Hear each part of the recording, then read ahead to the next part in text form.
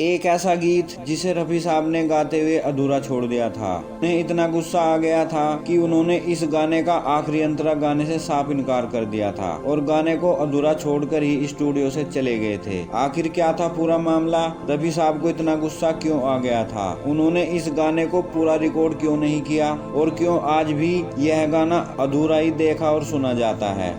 और कैसे रफी साहब के इस अधूरे गाने ने एक नए सिंगर का करियर खत्म होने से बचा लिया था। आज की इस वीडियो में जानेंगे और भी बहुत कुछ। कृपया बने रहिएगा हमारे साथ। हमें तुमसे प्यार कितना ये हम नहीं जानते।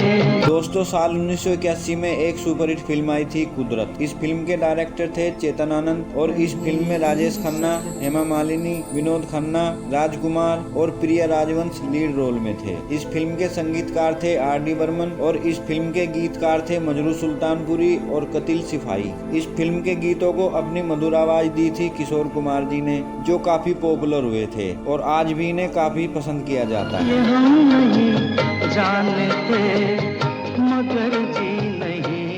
ये गाना जो काफी पॉपुलर हुआ था, इस गाने के मेल वर्जन को गाया था किशोर कुमार जी ने और फीमेल वर्जन को गाया था परवीन सुल्ताना जी ने।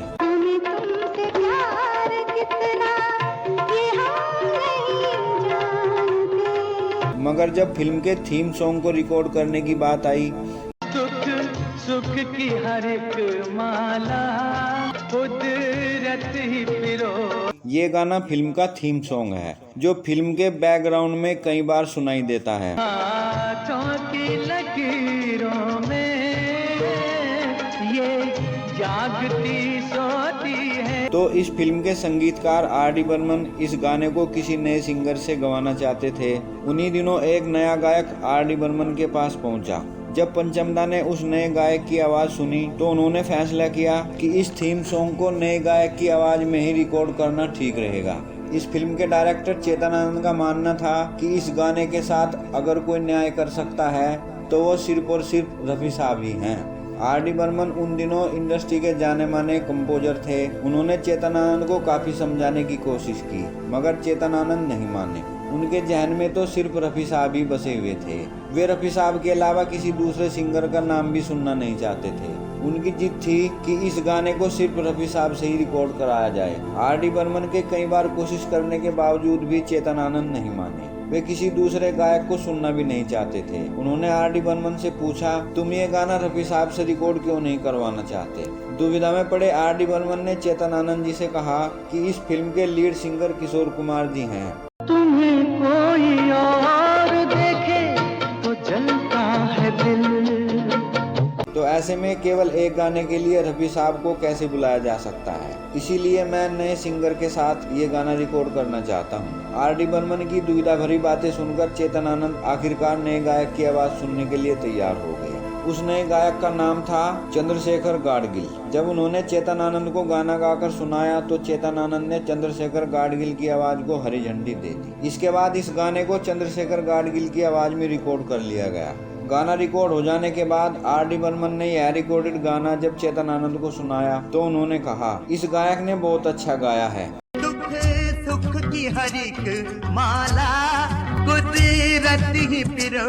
मगर इस गीत के साथ अगर सही मायने में कोई न्याय कर सकता है तो वो सिर्फ और सिर्फ रफी साहब ही हैं। चेतन आनंद रफी साहब की आवाज के अलावा किसी और गायक की आवाज में ये गाना रिकॉर्ड करना नहीं चाहते थे। आखिरकार R.D. बर्मन को इस गाने की रिकॉर्डिंग के लिए रफी साहब के पास गुजारिश करने के लिए जाना ही पड़ा।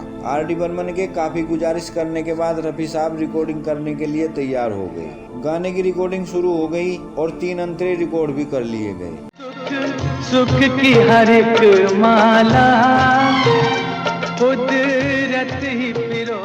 मगर जब आखिरी अंतरे की रिकॉर्डिंग की शुरुआत होनी थी उससे पहले ही रफी साहब को न जाने कैसे चंद्रशेखर गाडगिल के रिकॉर्डिंग किए गए गाने की हल्की सी आवाज सुनाई दी। उस समय चंद्रशेखर गाडगिल भी रिकॉर्डिंग रूम में ही बैठे हुए थे। जब रफी साहब को जो गाना वो रिकॉर्ड कर रहे हैं उस गाने की पहले से ही रिकॉर्डिंग की हुई आवाज सुनाई दी तो उन्हें बड़ा अजीब सा महसूस हुआ। उन्होंने R.D. बर्मन से पूछा, ये आवाज किसकी है? क्या शानदार आवाज है, कितना बेहतरीन गाया है इस सिंगर ने। मुझे अगर पहले मालूम होता तो मैं ये गाना कभी नहीं गाता। मगर अब मैं इस गाने का आखिरी अंतरा नहीं गाऊंगा। पंचमदा ने कहा नहीं, आप इस गाने को पूरा रिकॉर्ड कर दीजिए। मगर रफी साहब ने जवाब दिया कि मेरी वजह से इस नए गायक का करियर बर्बाद हो जाए, मैं ऐसा नहीं कर सकता। इतना कहकर रफी साहब रिकॉर्डिंग रूम से बाहर चले गए। पंचमदा के बार बार पुकारने के बावजूद भी रफी साहब ने पीछे मुड़कर नहीं देखा। रफी साहब के इस फैसले ने एक नए गायक के करियर को डूबने से बचा लिया। इसके बाद यही सिंगर मराठी सिनेमा का एक जाना माना नाम बन गया। उन्होंने आर.डी. बर्मन और कई बड़े सिंगर्स के लिए बहुत से गाने रिकॉर्ड किए। चंद्रशेखर गाडगिल ने इंडस्ट्री में जो अपनी पहचान बनाई, निश्चित रूप से उनका श्रेय रफी साहब को ही जाता है। दोस्तों, आपको रफी साहब की इस दरियादिली के बारे में जानकर कैसा लगा, हमें कमेंट बॉक्स में जरूर बताना। वीडियो अगर पसंद आई हो तो इसे लाइक, शेयर और चैनल पर नए हो तो कृपया चैनल को सब्सक्राइब जरूर कर लेना। तो मिलते हैं ऐसे ही किसी दिलचस्प और जानकारी भरी वीडियो के साथ। धन्यवाद।